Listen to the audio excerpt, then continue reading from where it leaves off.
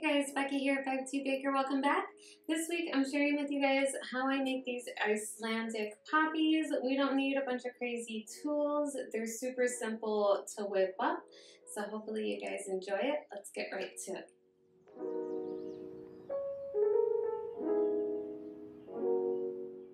So starting with my 20 gauge carrier wire, I give it a little hook.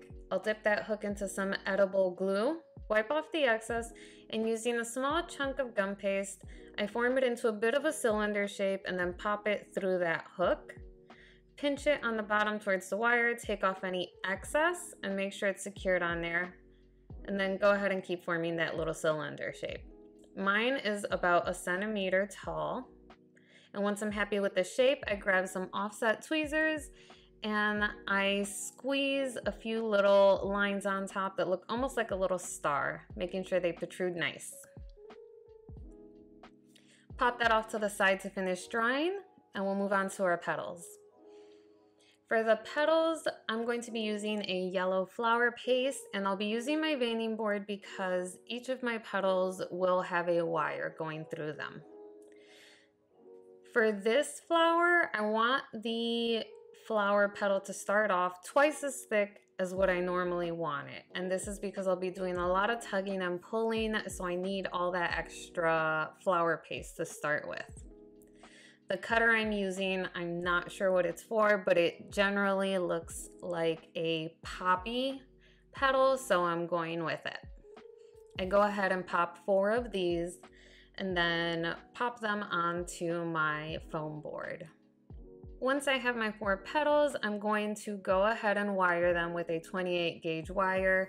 Just put a little glue on the end of the wire, pop it in about 1/3 of the way into each petal, and then squeeze the bottom to make sure it's all secured.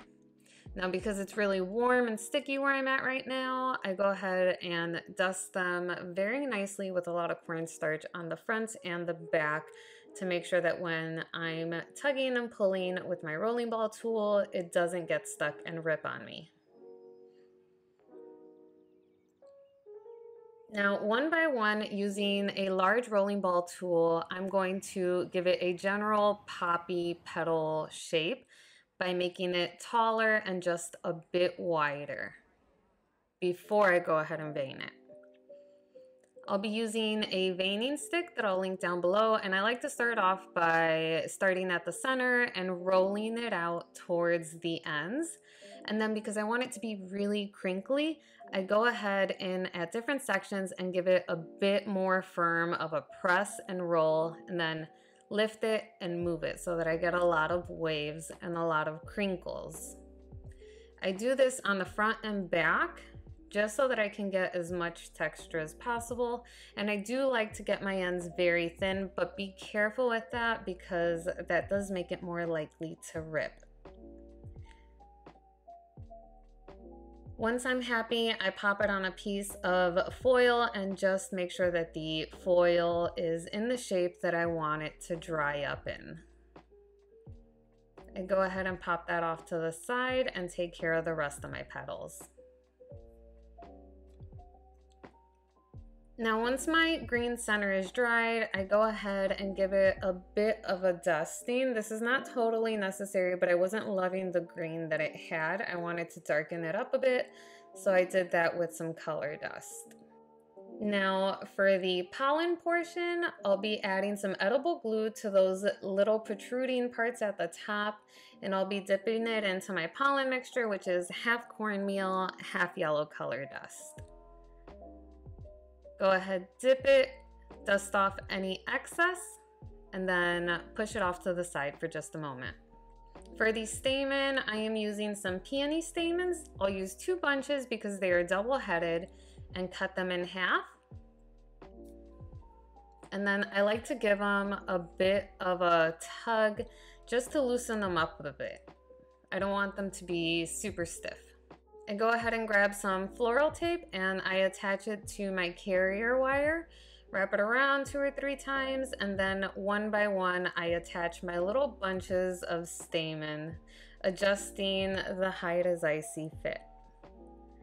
It does feel a little clunky at first because the chunks of stamen are so clunky, but just keep going carefully and wrap it all the way around, and then drag your floral tape at a 45-degree angle to secure your little bunches all the way down the carrier wire. Once you're done, go ahead and adjust them all around so they're evenly spaced and bring out your petals. Now these are nice and dry, so I'm going to go ahead and at the base just carefully bend them back slightly. And again, with my floral tape, start it off on my wire and wrap the petals around 2 at a time. So 2 will be opposite of each other as I wrap them around, and then the 2 outer petals will be opposite of each other, filling in the space of the first 2, if that makes sense. You want to put these as high up as possible so that you don't see any green floral tape. What you want to see is the center, the stamen, and then the petals. You don't want to see any of the messy floral work. You don't want to see any of the wires. So just try to carefully push those little petals up as much as you can. And once you're happy, go ahead and roll that floral tape down. And then you just adjust the petals however you would like. I didn't dust this, but you of course can. I just really loved the light colors that it had.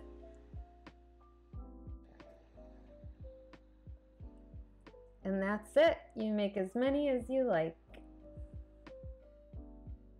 Alright guys, here they go again. As always, if you enjoyed this tutorial, please do give it a thumbs up and don't forget to hit subscribe if you haven't already. I would super appreciate that. And if you have any questions about these poppy flowers or any suggestions for other videos, drop it down in the comments below and I'll make sure to get back to you guys.